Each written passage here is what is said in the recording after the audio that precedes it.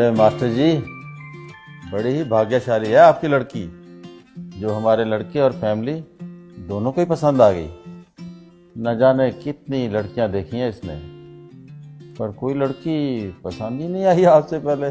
बड़ी ही समझदार और संस्कारों वाली है हमारी बेटी। हमारा बेटा भी किसी मामले में कम नहीं है, लाखों में एक है हमारा लाल। जी ये तो और भी अच्छी बात है। अजय, मैं तो कहता हूँ ज्यादा सोचने की जरूरत ही नहीं। अरे एक अच्छा सा मुहूर्त निकालिए और निपटा देते हैं शुभ काम को। जी जैसे आप अच्छा समझे, पर शर्मा जी मेरे हिसाब से बच्चों की राय जान ली जाए तो ठीक रहेगा। अजय, कैसी बातें कर रहे हो मास्टर जी। आप बच्चों की राशि मिलवाइए और हो जाने दीजिए। नहीं अंकल जी, आप लोगों को एक बार हमारी बात सुन लेनी चाहिए। आपकी बात? कैसी बात? हमारी कुछ मांगे हैं। मांगे? मांगे कैसी? माफ कीजिएगा, शायद आप लोगों को मेरी बात बुरी लगे, पर इस रिश्ते को आगे बढ़ाने के लिए आप लोगों को हमें कुछ प्रूफ देने होंगे। प्रूफ? कैसे प्रूफ?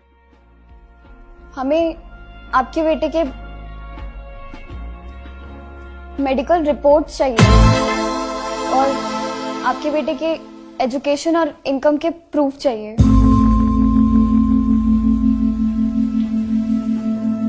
पुलिस वेरिफिकेशन के साथ आपके बेटे का कैरेक्टर सर्टिफिकेट और जिस घर में आप लोग रह रहे हैं उस घर का ओनरशिप प्रूफ चाहिए।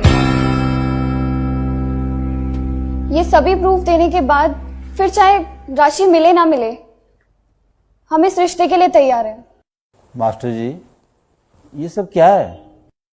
माफ कीजिए शर्मा जी, अगर मेरी बेटी ने कोई गलत बात कह दी हो, पर शर्मा जी जमाना बहुत तेजी से बदल रहा है। जमाने के साथ साथ संस्कारों को भी चेंज करना होगा, नहीं तो ये रोज रोज तलाक के किस्से आगे बढ़ते चले जा रहे हैं। इनको रोकना बहुत मुश्किल हो जाएगा, बहुत मुश्किल हो जाएगा। अरे वाह, आपकी बातों का मतलब है कि हम झूठे हैं और हमें सच साबित करने के लिए प्रूफ देने होंगे। अरे वाह। सुनो जी, मास्टर जी को भी बात करने का मौका दो। कहिए मास्टर जी, क्या है आपके मन में? शर्मा जी, हम ये नहीं कह रहे कि आप झूठे हैं, पर अगर आप गलत नहीं हैं तो मुझे नहीं लगता कि प्रूफ देने में आपको कोई परेशानी होनी चाहिए। शर्मा जी, मेरी पत्नी के देहांत के बाद मेरी दोनों बेटियां कभी भी मुझसे एक पल के लिए दूर नहीं हुई। आज मेरी लाडली बेटी, मेरा जिगर का टुकड़ा, जिंदगी भर के लिए किसी दूसरे के साथ कैसे जा सकती है,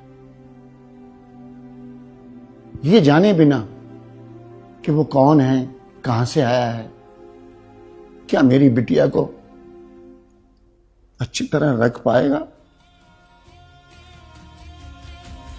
शर्मा जी, मैं अपनी बेटी का भाग्य तो नहीं बदल सकता,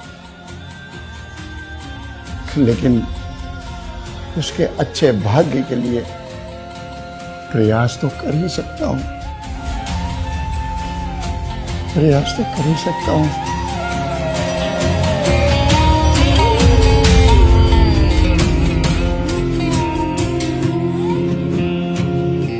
अंकल, अंकल अब आप ही बताइए, एक सिर्फ न्यूज़पेपर की एड के बेस पे कैसे मेरे पापा किसी के भी हाथ में मेरा हाथ सौंप सकते हैं? कैसे विश्वास कर ले इन न्यूज़पेपर वालों के ऊपर जो पैसे लेकर किसी के बारे में कुछ भी छाप सकते हैं?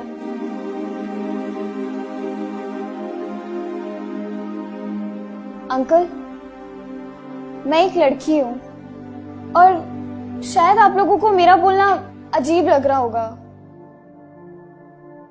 पर अंकल आपको पता है आजकल सिर्फ 23% तलाक विचार ना मिलने की वजह से और 77% तलाक झूठ के बुनियाद पे रिश्ते बनने की वजह से हो रहे हैं। हम लोग भेड़ चाल की तरह बेटी बचाओ बेटी पढ़ाओ के चक्कर में बेटियों को बसाना भूलते जा रहे हैं।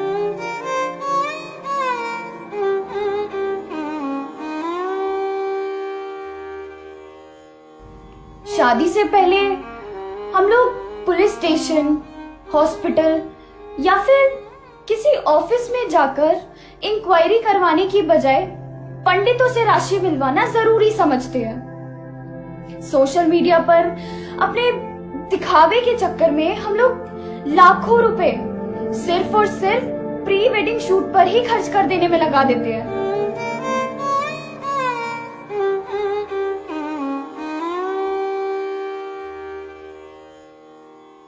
हमारे हिसाब से प्री वेडिंग शूट के बजाय अगर प्री वेडिंग इंक्वायरी पर ध्यान दिया जाए तो शायद ये तलाक के किस्से कुछ कम हो सकते हैं। और अंकल, हम ये नहीं कह रहे हैं कि लड़के या लड़के वाले ही गलत होते हैं। ताली दोनों हाथों से बजती है। इसलिए आपके प्रूफ लेने से पहले हम आपको वो सारे प्रूफ देना चाहते हैं जो हम लोगों ने आपसे मांगे हैं।